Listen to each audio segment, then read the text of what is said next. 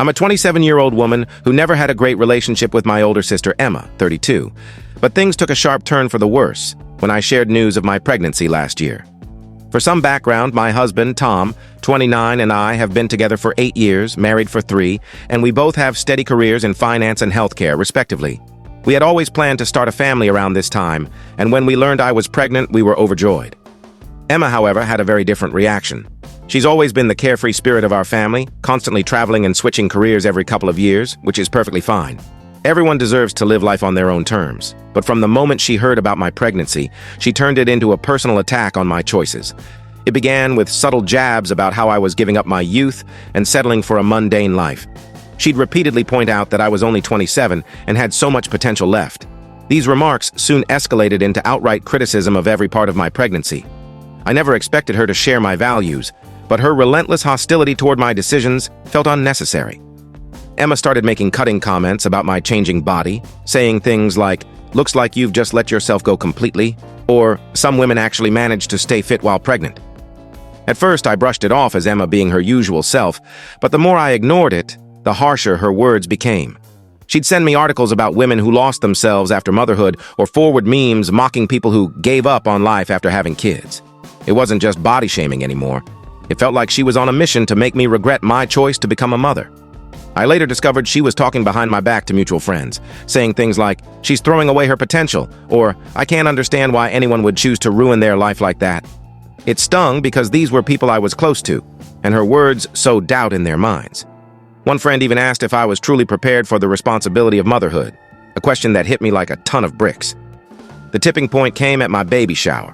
My mom and best friend had planned a beautiful event, and everything was going wonderfully until Emma arrived 3 hours late, visibly intoxicated. She spent the entire time making loud remarks about how I looked about to burst when I was only 6 months pregnant. She commented on how my face was so swollen, and how she couldn't believe I was choosing diapers over ambition. I ended up crying in the bathroom while my mom tried to console me. Tom was livid and asked her to leave, which she did, dramatically declaring that we were all too sensitive. For weeks afterward, she'd bring up the incident, laughing about how we needed to lighten up and blaming my emotions on pregnancy hormones. But it wasn't just the baby shower. There were smaller moments, too, that I didn't want to face at the time because I was too drained to deal with them. Emma once invited me to a yoga class, claiming it was to help me stay in shape. But when I got there, she spent the whole time making snarky remarks about how much harder it was for me now. I left in tears, feeling like I'd never live up to her impossible standards. She'd also drop by my house unannounced with her friends, treating me like a sideshow, pointing out how my life was about to change forever and how she could never imagine being tied down like that. These visits weren't about support. They were her way of flaunting her unattached lifestyle in my face. Fast forward to last month, Emma got engaged to David, 34, a successful businessman from a very family-focused background. I'd heard snippets about him from my parents, how he came from a wealthy family, was highly respected in his field, and seemed like a great match for Emma, at least on the surface. The engagement was sudden, though not entirely surprising given Emma's habit of diving headfirst into new relationships and experiences without much thought. But this time, her behavior shifted in a way that was impossible to ignore. Almost overnight, she transformed into someone else. After months of silence, no calls, no texts, no questions about me or my baby, she suddenly started reaching out regularly. It began with casual messages asking about the baby, followed by offers to drop off gifts. She even bought expensive baby clothes and toys, things Tom and I neither asked for nor needed. At first, I tried to convince myself she was genuinely trying to make amends, but the more I thought about it, the more it felt performative, like she was putting on a show. The final straw came when I found out Emma had been posting pictures of my daughter on social media, photos she'd taken during one of her uninvited visits. I hadn't given her permission to share them, and she hadn't even bothered to ask. She captioned them with things like, "Proudest aunt ever," and "My adorable niece," crafting an image of a devoted, loving family member. It was infuriating because I knew the truth. This wasn't about my daughter or her supposed love for family. It was about Emma creating a facade, especially for David, that didn't reflect who she really was or how she'd treated me during my pregnancy. Then Emma invited us to dinner. It was presented as a casual family get-together, but it was obvious the real goal was for us to meet David properly. My parents were already smitten with him and insisted it would be a great chance for everyone to bond. Tom and I agreed to go, partly out of duty, partly out of curiosity to see how Emma would behave in front of David and the family. The evening started off smoothly. Emma was in full hostess mode, ensuring everything was flawless. She introduced David to Tom and me with an exaggerated warmth that felt rehearsed, like she was playing a part she hadn't fully mastered. David, to his credit, was courteous and seemed genuinely kind, but there was an underlying tension throughout the night. I could feel the weight of unspoken issues hanging in the air. As we sat down to eat, the conversation turned to family, kids, and future plans. Emma leaned heavily into the narrative she'd been building, gushing about how much she adored spending time with my daughter and how thrilled she was to be an aunt. David, clearly impressed by this supposed side of her, added comments about how wonderful it was that Emma was so family-oriented. He said something like, "One of the things I love most about Emma is how close she is to her niece. Her love for kids really stands out." I couldn't hold back any longer. With as much composure as I could manage, I looked at David and told him the truth. I explained how Emma had treated me during my pregnancy, how she'd body-shamed me, mocked my choices, and turned my baby shower, one of the most special days of my life, into a nightmare. I told him how she'd ridiculed my decision to become a boring suburban mom and sent me cruel texts about throwing away my life for a baby. The room grew silent. Emma's face went pale, and for the first time that night, she had no words. David looked stunned, glancing between Emma and me as he processed what I'd said. He asked to see the texts, and I handed him my phone without hesitation, showing him months of messages that laid bare Emma's relentless cruelty. As he read them, his expression shifted from confusion to disbelief to anger. Emma tried to defend herself, saying she'd been misunderstood and hadn't meant her comments to hurt. But it was too late. The proof was right there. David stood up abruptly, excused himself, and left the restaurant. The rest of us sat in stunned silence as he walked out. Emma, now in full panic, followed him, but not before turning to me and hissing, "You've destroyed everything!" That was 4 weeks ago, and what happened next was unexpected. Emma hadn't contacted me since that night. No calls, no texts, just complete silence. I thought she was giving me the cold shoulder, but then she called out of the blue.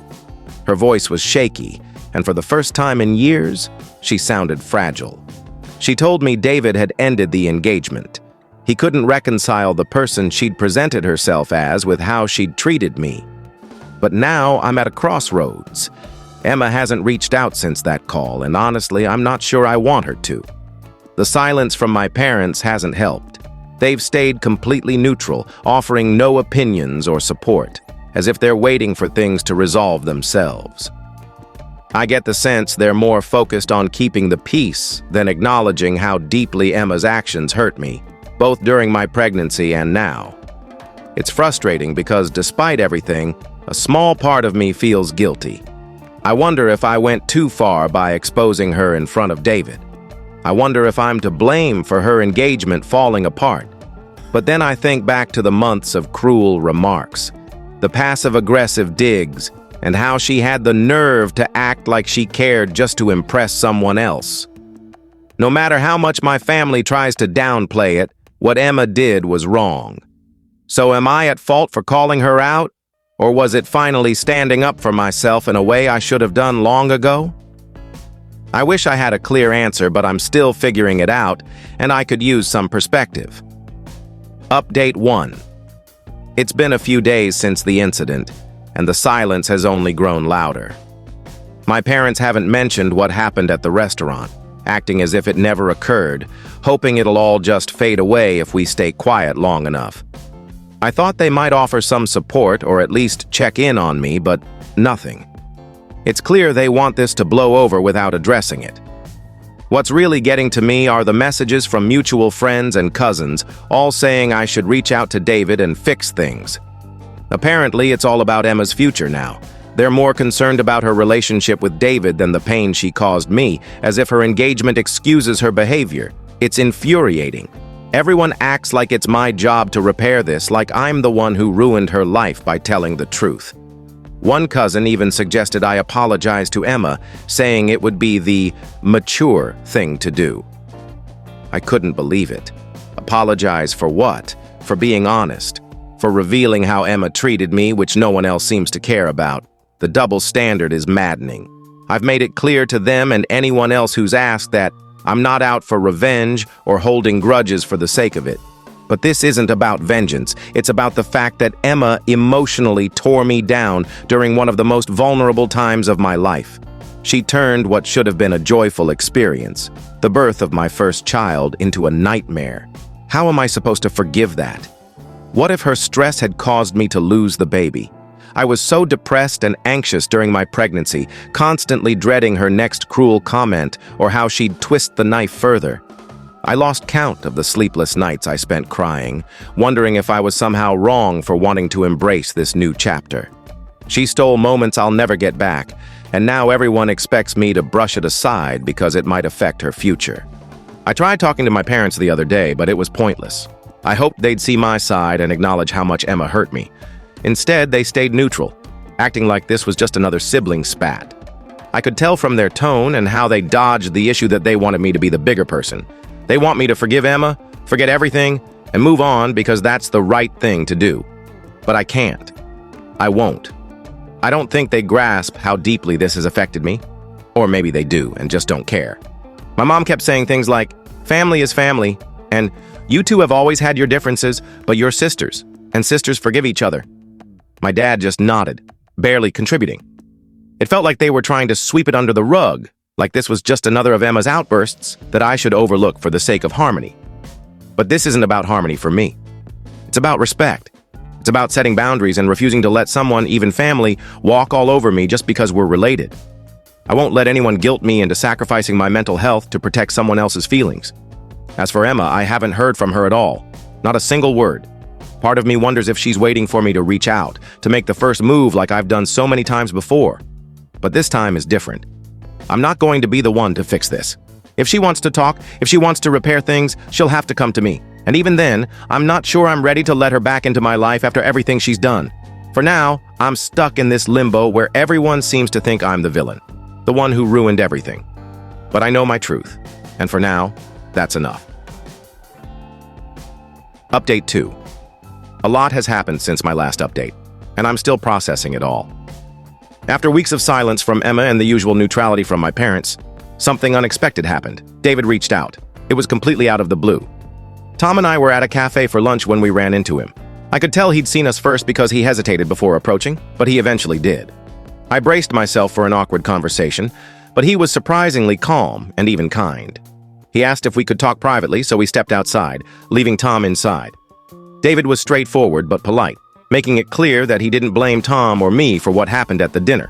He said I shouldn't feel guilty, that it wasn't our fault. Hearing that from someone directly involved lifted a huge weight off my shoulders. Despite knowing I'd done the right thing by exposing Emma, the guilt lingered because everyone else seemed to think I'd ruined her life.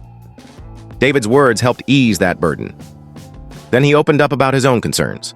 Apparently, I wasn't the only one who'd noticed Emma's critical nature. Over the past few months, he'd started seeing cracks in their relationship, and my confrontation just brought everything to light. He admitted that Emma's behavior toward me shocked him, but more than that, he'd noticed her criticism extended to other parts of their life together. He described how Emma had become increasingly focused on status and material things, caring more about his wealth than their actual connection. She'd make subtle comments about his career and the kind of people he should associate with, trying to mold his life to fit her vision. David wasn't naive. He knew relationships involve compromise. But he realized Emma wasn't compromising. She was controlling.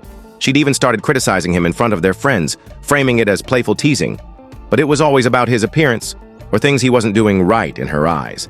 It felt like she was trying to shape him into someone else, someone she deemed worthy of her.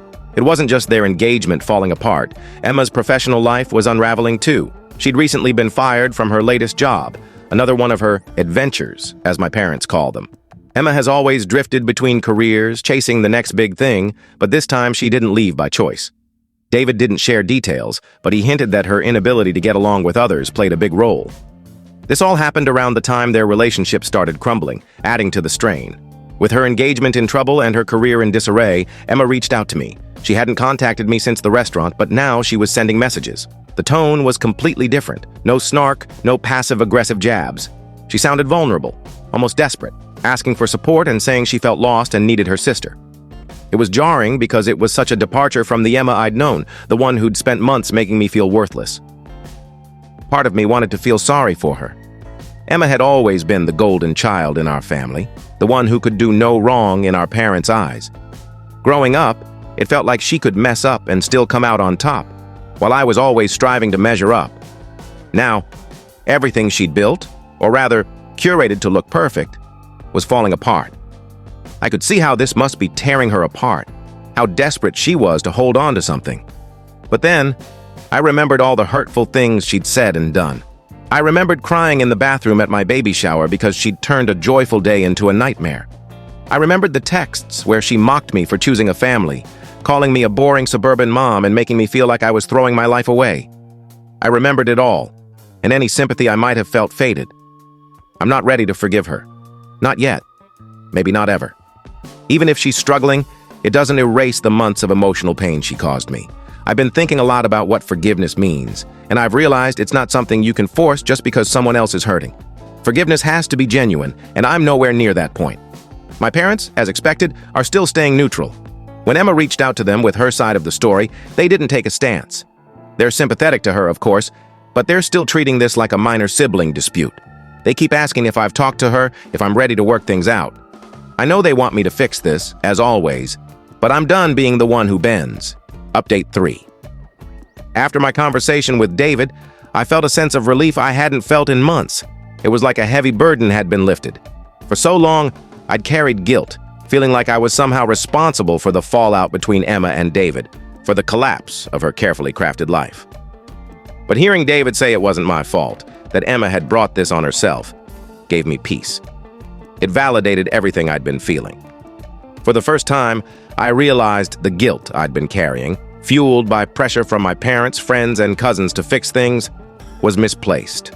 It wasn't my job to clean up Emma's mess. With that clarity, I decided it was time to confront Emma once and for all. I couldn't let this drag on, and I wasn't going to let anyone pressure me into forgiving her or smoothing things over for her sake. So I reached out and told her I wanted to meet in person, not to reconcile, but to put an end to this once and for all. I needed her to know where I stood, and I needed her to hear it from me. When I arrived at Emma's place, she looked different, unkempt, upset, and for the first time in a long time, vulnerable. But I wasn't fooled. I'd seen this side of Emma before, the one who could turn on the tears when things didn't go her way. This was the same person who'd spent months belittling my choices, making me feel like a failure for wanting a family. She might seem broken now, but I wasn't going to let that erase what she'd done. I got straight to the point. I told her I wasn't going to take any blame for what happened. This was her mess, and she needed to own it. She had to stop playing the victim. I made it clear that I wasn't the reason her engagement or her life was falling apart. It was her own actions. I could see the shock on her face, but I wasn't there to soften the blow. I'd been soft for too long. I also told her that if she wanted to fix things with David, she needed to apologize to him properly. For a moment, I felt myself slipping into a more directive tone, almost like I was telling her what to do, but it wasn't about control. It was about giving her a chance to salvage what she could. Whether she took that advice was her choice, but I'd said what I needed to. Then came the hardest part. I told her I didn't want her in my daughter's life. Not for now. Maybe not for a long time. I needed to see real change from her before I could even think about letting her back in. I couldn't let her around my child knowing she was the same person who'd caused me so much pain.